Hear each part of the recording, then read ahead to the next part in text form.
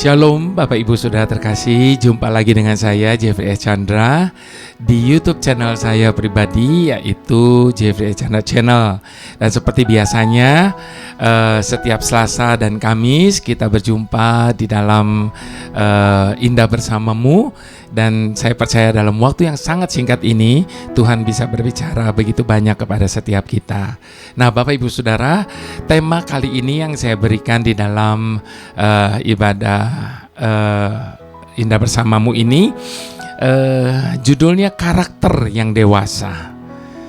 Bapak Ibu Saudara, sebagai orang tua tentunya kita tidak ingin melihat anak kita terus seperti anak-anak.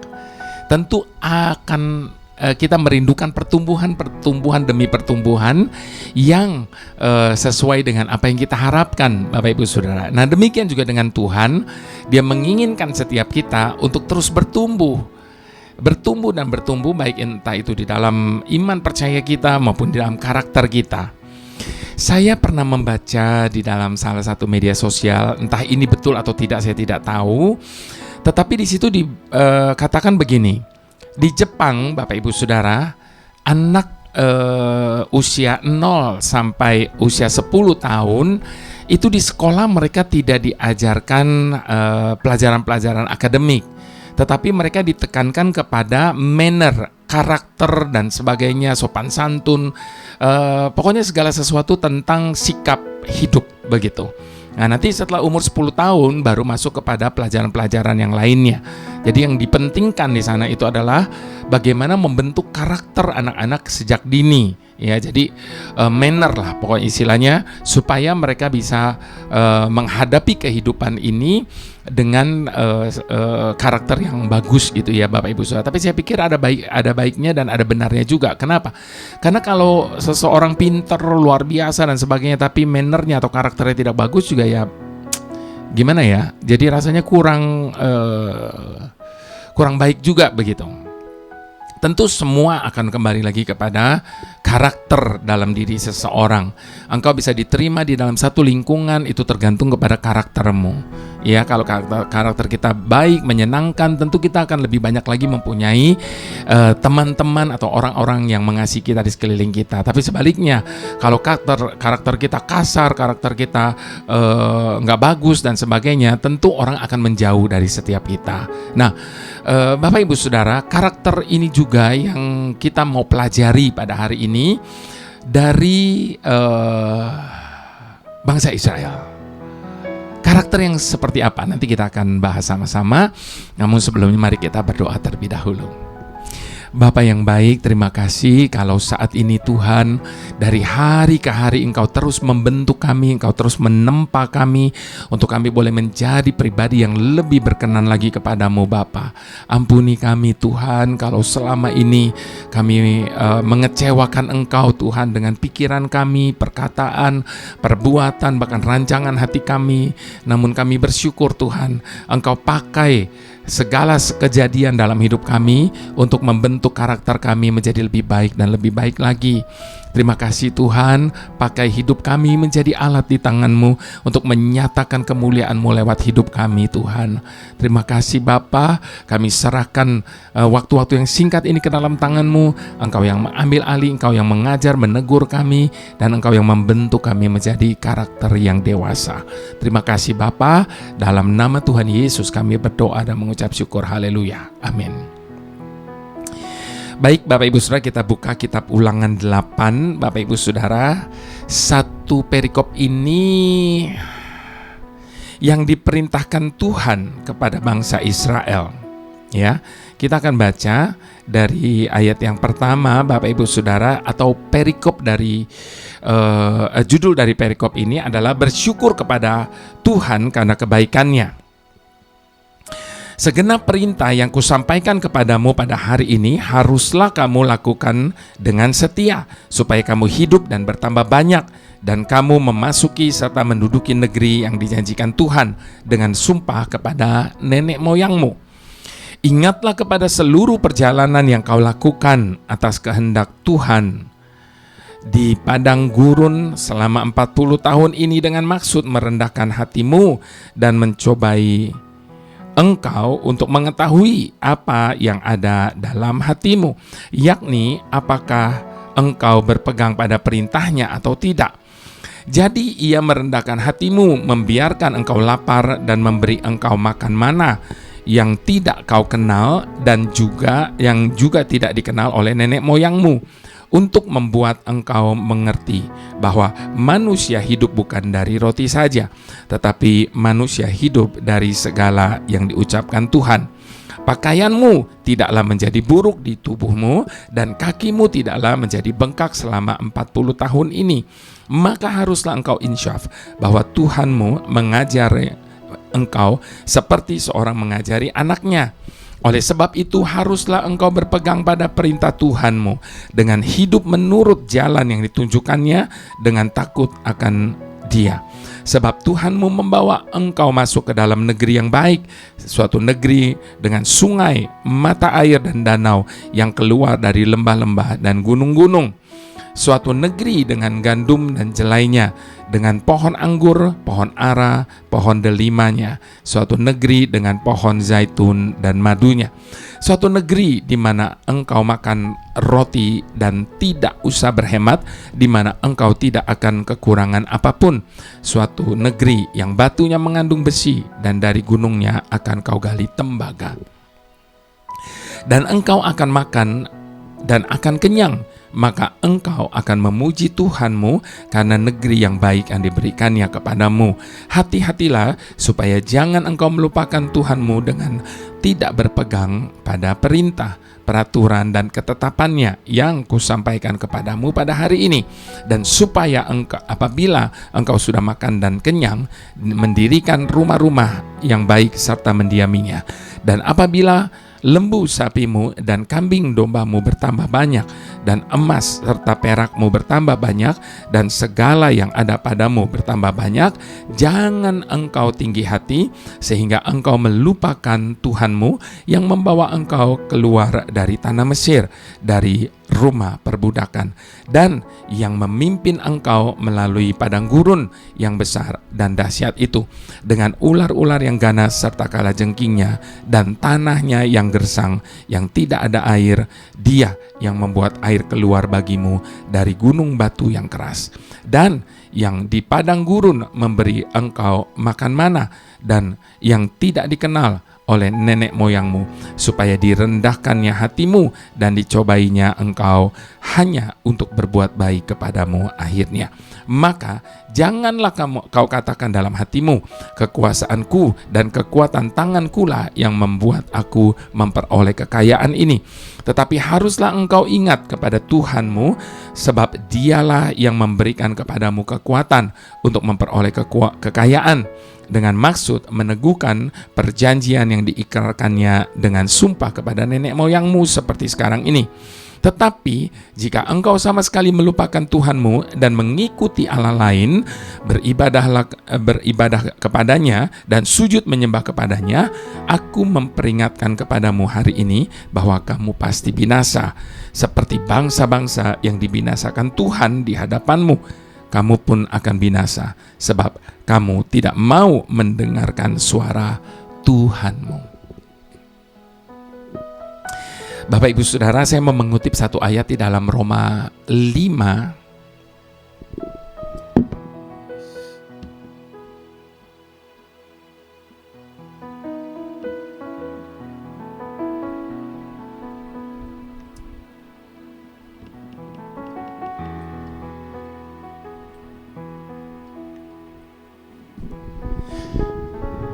Bapak Ibu Saudara, saya mau mengutip satu firman Tuhan dari Roma 5 ayat ke-3 sampai ke-4. Kita malah bermegah juga dalam kesengsaraan kita, karena kita tahu bahwa kesengsaraan itu menimbulkan ketekunan, dan ketekunan menimbulkan tahan uji, dan tahan uji menimbulkan pengharapan.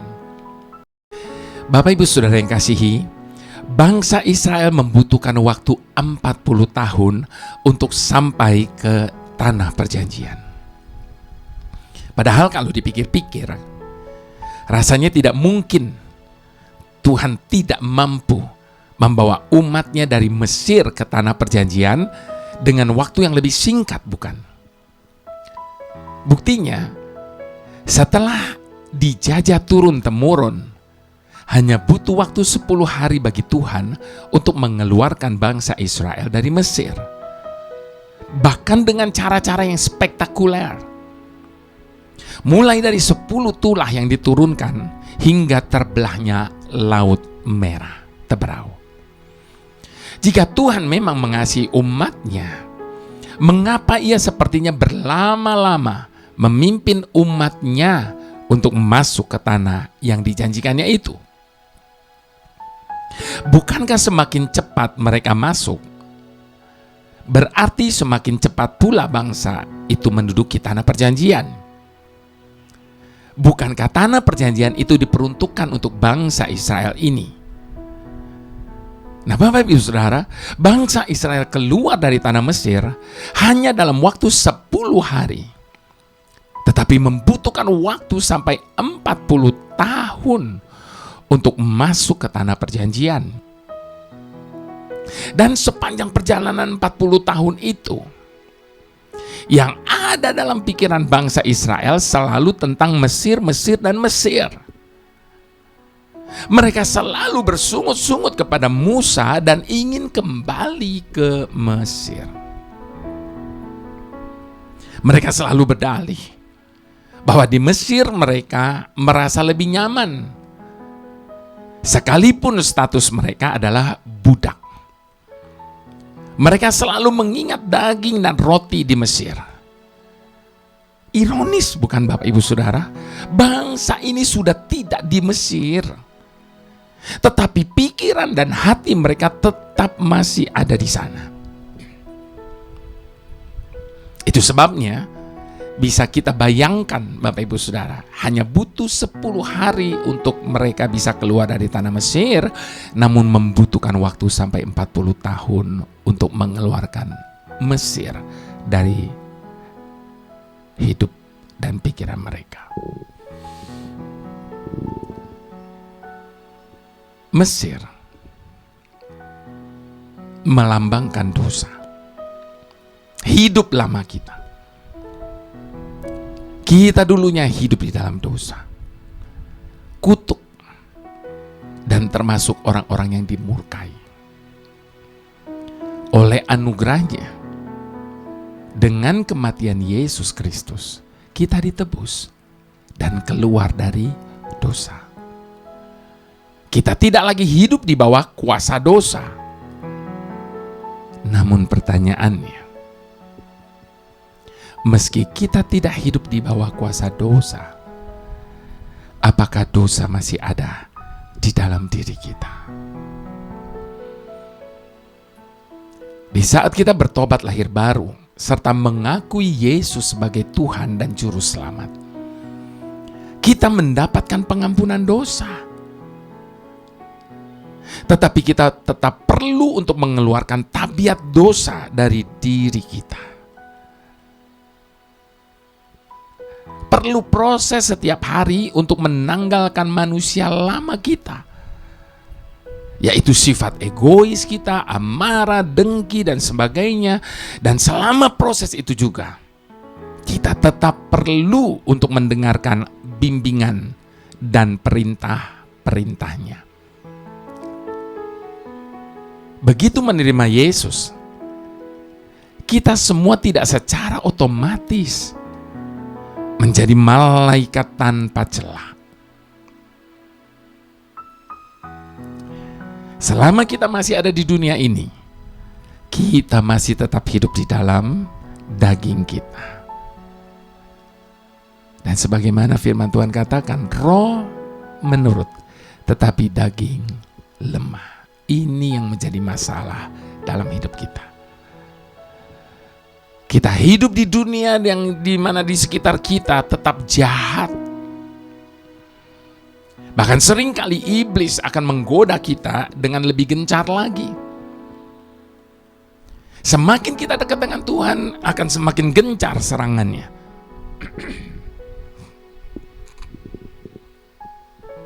Itulah sebabnya Bapak Ibu Saudara, kita tetap perlu diproses untuk membentuk karakter kita agar semakin serupa dengan Kristus.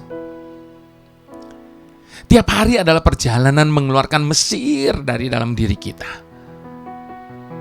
Ingat, keluar dari Mesir tidak menjamin mengeluarkan Mesir dari diri kita. Lewat semua ini, Bapak Ibu Saudara, mari kita sama-sama merenungkan alasannya. Ternyata Bapak Ibu Saudara, Tuhan memang lebih tertarik kepada karakter kita daripada kesuksesan yang dapat kita raih. Namun jangan salah tanggap Bapak Ibu Saudara. Tentu Tuhan ingin semua anak-anaknya hidup dalam keberhasilan, kemakmuran, dan hidup yang berkelimpahan. Bapak mana yang tidak mau melihat anaknya hidup dalam keadaan seperti itu, Bapak Ibu Saudara? Namun, ia juga peduli dengan karakter yang unggul. Seperti tadi saya katakan, kalau kita mempunyai segala-galanya dalam hidup ini, tapi karakter kita tidak bagus, lalu nggak ada orang yang mau dekat kita, nggak ada orang yang tertarik sama kita. Dan bagaimana kita bisa menjadi berkat dalam hidup ini? Itu sebabnya ketika kita sukses, ia mau agar kesuksesan itu juga ditopang dengan karakter yang mulia.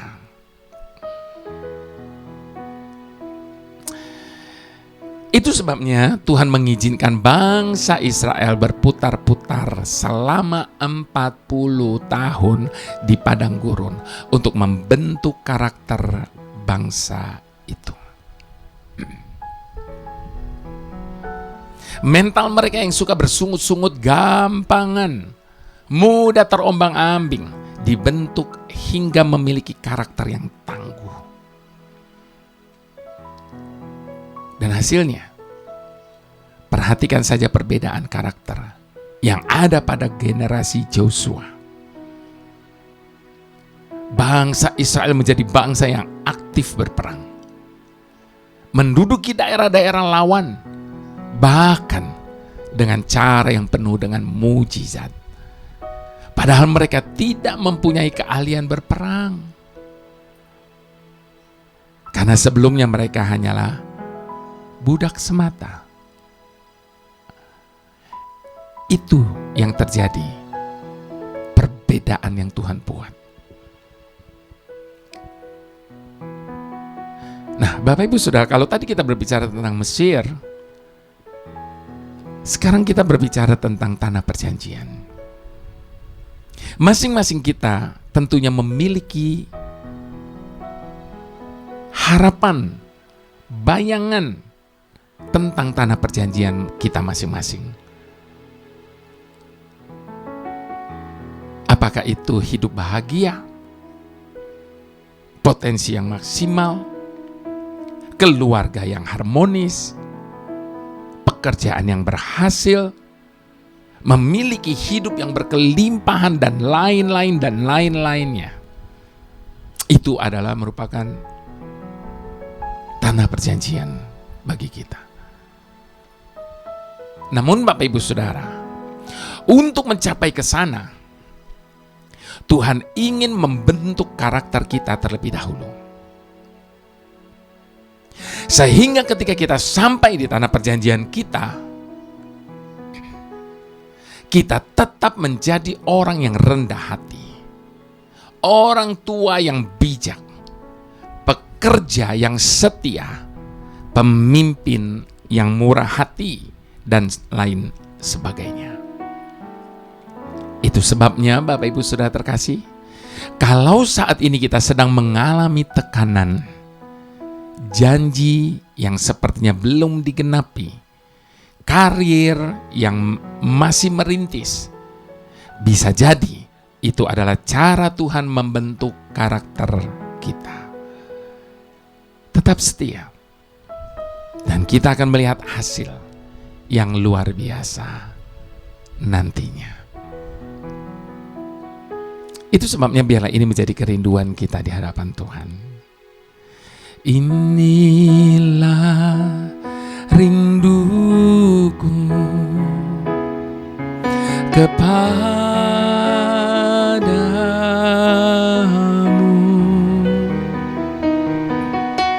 Segenap hatiku menyembahmu.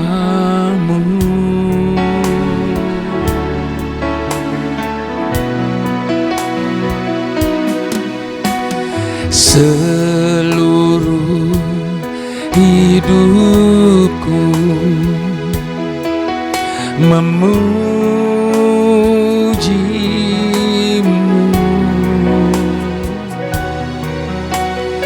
Ku menyembahmu, ya Tuhanku.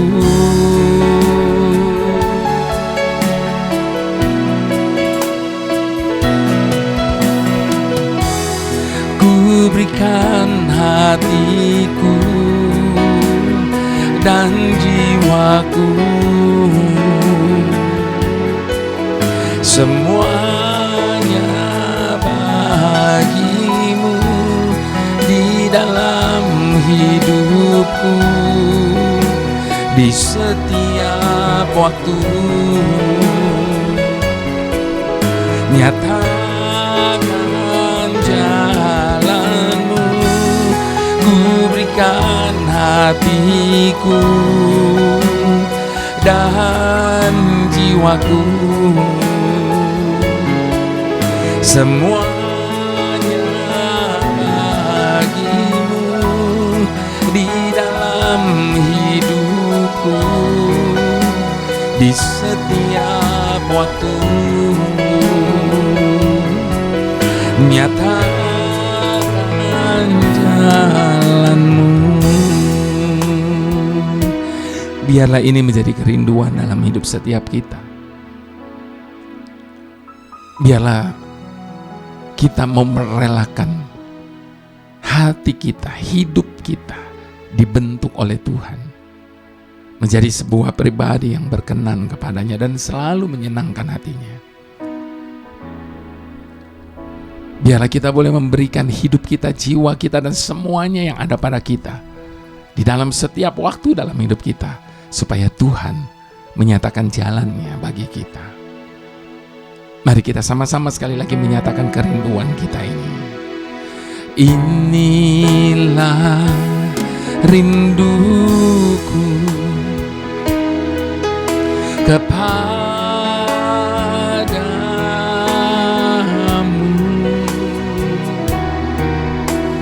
segenap hatiku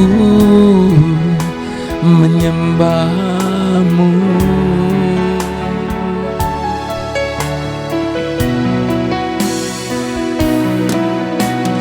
Seluruh hidupku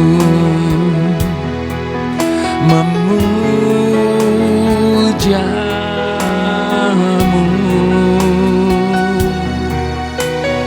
Ku menyembahmu, ya Tuhanku.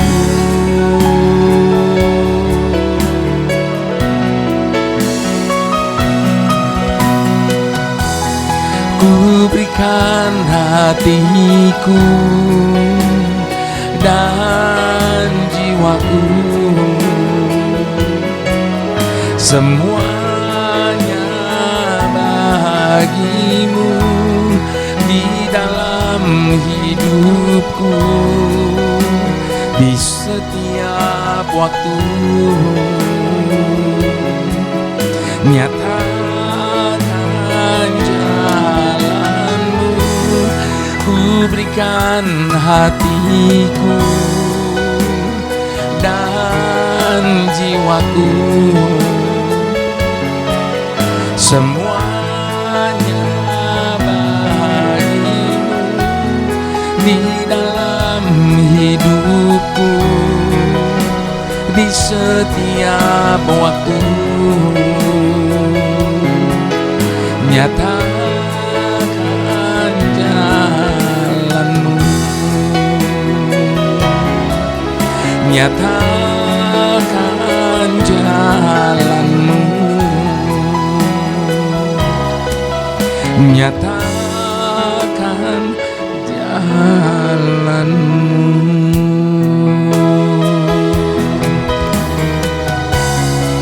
Ini hidup kami Tuhan,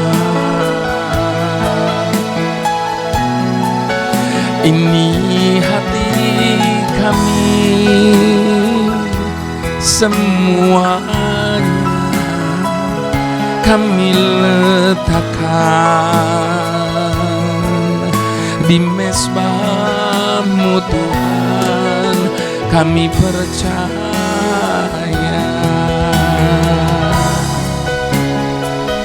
segalanya ada dalam rancangan-Mu, rencana-Mu Bapa. Mari kita serahkan karakter kita untuk selalu senantiasa dibentuk oleh Tuhan, menjadi sebuah karakter yang menyenangkan hati Tuhan, menjadi sebuah karakter yang senantiasa berkenan kepada-Mu. Biarlah kita boleh mati terhadap kehidupan lama kita. Biarlah hari ini kita boleh hidup hanya dengan kasih karunia-Nya untuk senantiasa menyenangkan hati-Nya. Haleluya, haleluya, haleluya. Bapa sumber anugerah, kami menghampiri-Mu dengan perasaan tidak menentu. Di dalam pikiran kami tahu bahwa Engkau begitu mengasihi kami. Kami telah membaca tentang kasih-Mu. Kami sudah mendengar tentang khotbah di gereja. Bahkan kami merasakan sendiri kehadiran-Mu itu. Tetapi apakah Engkau mengasihi kami sepanjang waktu? Itu yang seringkali timbul dalam pikiran kami.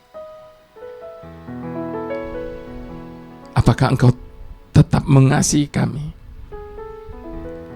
di saat kami sedang mengecewakan Engkau, Tuhan? Kami sungguh tidak mengerti bagaimana Engkau dapat melakukan semuanya itu.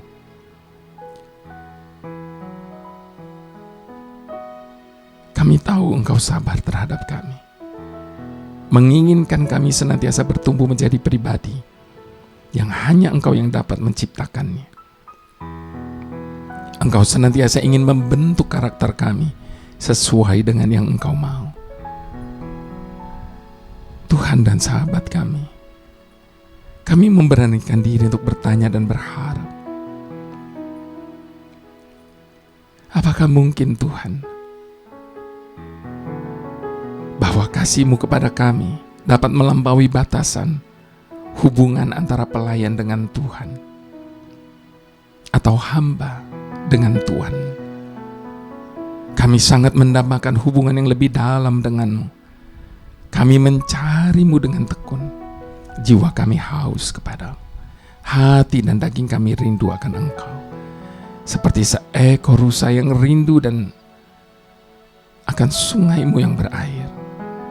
Demikian pula jiwa kami rindu akan Engkau. Engkau mengetahui semua hal mengenai kami. Engkau ingin mengetahui lebih banyak lagi tentang apa yang ada pada kami. Kami ingin hati kami selaras dengan hati-Mu.